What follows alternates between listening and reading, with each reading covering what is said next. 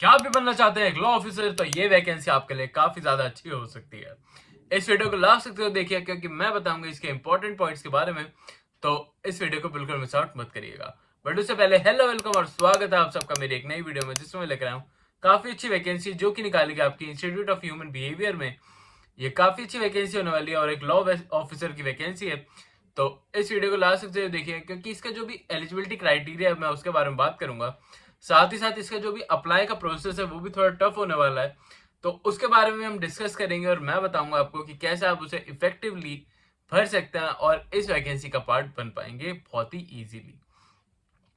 तो अगर आप इसके क्राइटेरिया को फुलफिल कर रहे हैं तो इसको जरूर भरिएगा। चलिए बढ़ते हैं इस वैकेंसी की तरफ और देखते हैं इसमें क्या क्या चीजें मांगी गई हैं। तो जैसे कि आप देख सकते हैं लॉ ऑफिसर की वैकेंसी होने वाली है आपकी। एलिजिबिलिटी की बात करी जाए तो अगर आपने BLLB या फिर LLB करी हुई है विद रिकॉग्नाइज्ड यूनिवर्सिटी तो आप इस वैकेंसी को बिल्कुल भर पाएंगे।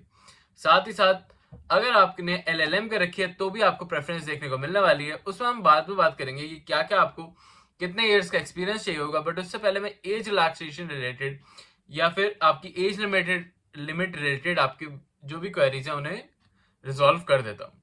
तो अगर आपको मैं बताऊं कि आपकी इसमें मैक्सिमम एज लिमिट मांगी गई है 40 इयर्स की। अगर आपकी एज 40 इयर्स से कम है तो आप इस वैकेंसी को बिल्कुल भर पाएंगे। साथ ही साथ अगर आप SC ST या एक्स सर्विसमैन कैंडिडेट हैं तो आपको इसमें 5 इयर्स का एज रिलैक्सेशन प्रोवाइड कराया जाएगा, तो इस बारे में भी ध्यान रखिएगा। साथ ही साथ अगर आप एक OBC कैंडिडेट हैं तो आपको 3 इयर्स का एज रिलैक्सेशन इसमें प्रोवाइड कराया जा रहा है, तो इस बात का ध्यान भी आप जरूर रखिएगा। अगर हम बात करें आपके वर्क प्रोफाइल के बारे में तो आपको इसमें मेंटेन करना होगा और मॉनिटर करना होगा डाटाबेस को, और इनके जो भी कोर्ट केसेस होते हैं आपके ट्रिब्यूनल रिलेटेड, कोर्ट रिलेटेड या फिर जुडिशियल बॉडी रिलेटेड, वो आपको यहाँ पे संभालने होंगे। साथ ही साथ आपको जो भी ड्राफ्टिंग रिलेटेड जो भी रिप्लाईज होंगे, आपके एफिडेविट्स होंगे या फिर प्लीडिंग्स होंगी, उनको आपको ध्यान में रखना होगा। साथ ही साथ उन्हें ड्राफ्ट करना होगा। लीगल डॉक्यूमेंटेशन आपका फाइलिंग ऑफ वेरियस कोर्ट्स में वो आपका काम होने वाला है। साथ ही साथ आपको ऑब्टेन करना होगा लीगल मैटर्स को, और आपका मेन कोर्स ऑफ कोऑर्डिनेशन करना होगा आपको स्टैंडिंग काउंसिल्स के साथ, साथ ही साथ गवर्नमेंट काउंसिल्स के साथ। और एक बेसिकली आपको एक लिटिगेशन वर्क में आपको इनमें जाना होगा जिसमें आप इनकी कंपनी को रिप्रेजेंट करेंगे एज अ लीगल ऑफिसर। तो इस बात का ध्यान जरूर रखिएगा। इसमें आपको एनालाइज करना होगा जो भी आपका फीजिबल्स और मेथडोलॉजी होती है ऑफ कोर्ट रिलेटेड, और उसको अच्छे से समझना होगा। आपकी अगर हम रेम्यूनरेशन की बात करें तो यहाँ पे आपकी रेम्यूनरेशन रखी गई है 70,000 रुपीज की, जो कि एक काफी अच्छा अमाउंट बन जाता है स्पेशली एक लॉ ऑफिसर के लिए, जिसमें बहुत ही अच्छा आपको स्कोप देखने को मिलने वाला है। यह आपकी मंथली पे होने वाली है जिसमें आपको पीरियड ऑफ कॉन्ट्रैक्ट में आपको बेसिस करा जाएगा, क्योंकि एक कॉन्ट्रैक्चुअल बेस जॉब होने वाली है। तो इसमें आपका जो भी कॉन्ट्रैक्चुअल बेस पीरियड होगा उसके दौरान ही आपको ये रेम्यूनरेशन प्रोवाइड कराई जाएगी। और अब हम बात करने वाले हैं कि इसमें आपको कितना लेवल ऑफ एक्सपीरियंस मांगेगा और कैसे आप इसका पार्ट बन पाएंगे। बट उससे पहले एक इंपॉर्टेंट डिटेल कि अगर अभी तक आपने इस चैनल को सब्सक्राइब नहीं करा तो अभी जाके सब्सक्राइब कर लेना, सो दैट आप अपडेटेड वीडियो टाइमली बेसिस पे देख पाओ और ऐसी वैकेंसीज को बिल्कुल मिस आउट ना कर दें। और इसके लिए आपको बेल आइकन भी प्रेस करना बहुत ही जरूरी बन जाता है, क्योंकि काफी सारी ऐसी वैकेंसीज होती हैं जो कि काफी शॉर्ट टाइम पीरियड के लिए निकाली जाती हैं। तो अगर आप वीडियोस को टाइमली बेसिस पे नहीं देखेंगे तो आप उन्हें मिस आउट कर देंगे। साथ ही साथ अगर अभी तक आपने इस वीडियो को लाइक नहीं करा तो अभी जाकर लाइक कर दो, so that we got motivation और हम आपके लिए और भी अच्छी अच्छी और नई नई वैकेंसीज लेकर आते रहे ऑन डेली बेसिस। तो उसको सपोर्ट करने के लिए भी एक लाइक तो बनता है। अब चलते हैं इस वैकेंसी की तरफ फिर से और देखते हैं इसमें क्या क्या एलिजिबिलिटी क्राइटेरिया आपका मांगा गया है।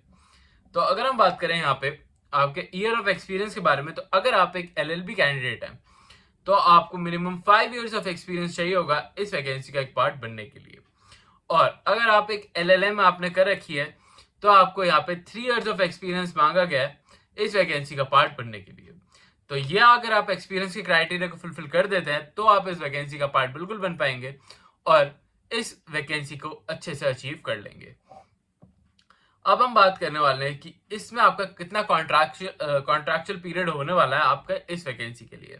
तो इस वैकेंसी के लिए आपका कॉन्ट्रैक्चुअल बेस पीरियड आपका जो रखा गया है वो आपका 6 मंथ का रखा गया है। बट ये 6 मंथ का पीरियड आपका सिर्फ एक ट्रायल पीरियड होता है, उसके बाद आपका पीरियड एक्सटेंड करा जाता है और ये बेसिकली आपका 3 इयर्स का कॉन्ट्रैक्चुअल बेस आपकी वैकेंसी बन सकती है। यह आपका वर्क प्रोफाइल पर डिपेंड करता है कि कितना एक्सटेंड करा जा सकता है आपका कॉन्ट्रैक्ट को।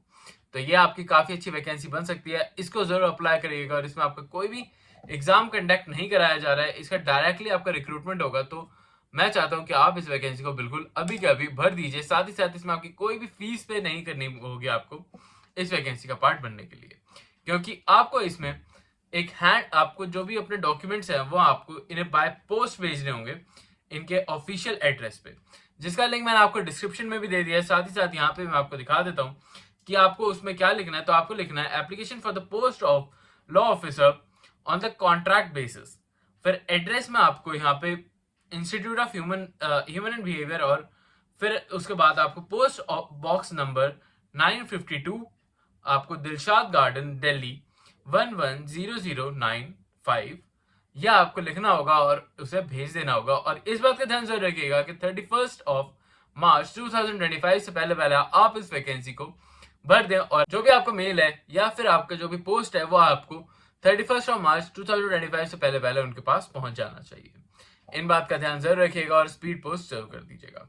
आई होप आपको कोई भी डाउट नहीं होगा, और अगर कोई भी डाउट आता तो आप मुझे कमेंट्स में पूछ सकते हैं। साथ ही साथ अगर आपको कोई भी ऐसी वैकेंसी चाहिए जो कि आपके एक्सपीरियंस रिलेटेड हो, या फिर कोई स्पेसिफिक वैकेंसी के बारे में आप जानना चाहते हैं, तो वो भी मुझे कमेंट्स में जरूर बताइएगा। साथ ही साथ अगर आप चाहते हैं कि मैं एक स्पेसिफिक वीडियो बनाऊं जिसमें मैं बताऊं कि आप कॉन्ट्रैक्चुअल बेस्ड जॉब आपको क्यों प्रेफर करनी चाहिए, और क्या आपका डिफरेंसेस होते हैं कॉन्ट्रैक्चुअल बेस्ड जॉब में और एक परमानेंट बेस्ड जॉब में, तो उसके बारे में मैं आपको अच्छे से इन्फॉर्मेशन दे सकता हूँ। तो मुझे कमेंट्स में जरूर बताइएगा सो दैट मैं आपके लिए वो वीडियो बना सकूँ।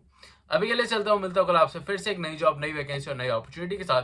तब तक आप हमारी प्लेलिस्ट भी चेकआउट कर सकते हैं, जिसमें जनवरी, फरवरी और मार्च की सारी वैकेंसीज मैंने रख दी हैं, जिसमें अभी भी डेट पेंडिंग है। आप उन्हें चेकआउट करिए, और मैं चलता हूँ और मिलता हूँ कल आपसे फिर से एक नई वैकेंसी के साथ। अभी के लिए बाय।